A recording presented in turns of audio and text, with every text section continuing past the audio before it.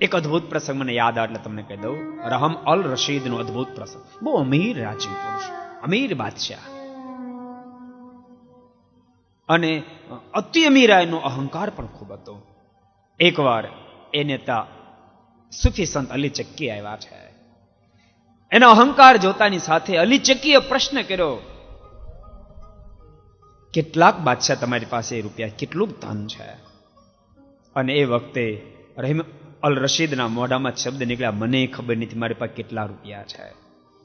અને અલી ચક્કીએ સામૂહિક પ્રશ્ન ઉઠાવ્યો, માનો કે મહારાજા તમે કોઈ પ્રદેશમાં જાતા હો, રણ વિસ્તારમાં તેમ પ્રસાર થતા હો, અને પાણી ક્યાંયથી ન મળે, ગળું તમારું સુકાવા માંડે, અને 5-10 મિનિટ જો પાણીનું મોડું થાય અને શરીર પડી જાય, આવી તમારી પોઝિશન નિર્માણ થાય, અને એ વખતે કોઈ તમને 1 ગ્લાસ પાણી આપવા માટે કબૂલ થાય, પણ તમને એમ કહે કે 1 ગ્લાસ પાણી આપવું, પણ શરત એટલી, અડધું રાજ્ય તમારે આપવું પડે, તમે શું કરો?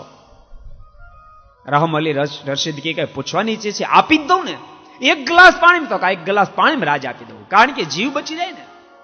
અચ્છા, બીજો પ્રશ્ન કર્યો, માનો કે તમને ભયંકર રોગ લાગુ પડ્યો હોય, જે રોગમાં તમે બહાર નીકળશો કોઈ પોઝિશન જ ન હોય, અનેક પ્રકારની ઔષધિ કર્યા પછી પણ સફળતા પ્રાપ્ત ન થતી હોય, એમાં કોઈક સારો વૈદ તમને મળે અને તમને એમ કે હું તમને 1 જ પડીકી ફાંકીને આપું, તમને સાજા કરી દઉં, પણ એના બદલા મને અડધું રાજ્ય આપવાનું, તો તમે શું કરો?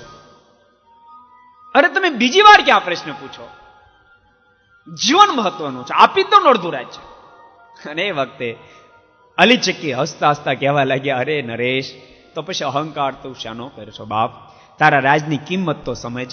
1 પ્યાલો પાણી, 1 દવાની પડીકી, 1 ઔષધિની પડીકી, 1 પ્યાલો પાણી જેટલી જ તારી રાજની કિંમત છે, તો બાપ શેનો અહંકાર લે નાટા માર, શેનો અહંકાર લે નાટા માર છો બાપ? ભગવાનનું ભજન કરી લે, ભગવાનનું ભજન કરી લે. ભગવાને ભજન કરવા માટે માણસ બનાવ્યા છે.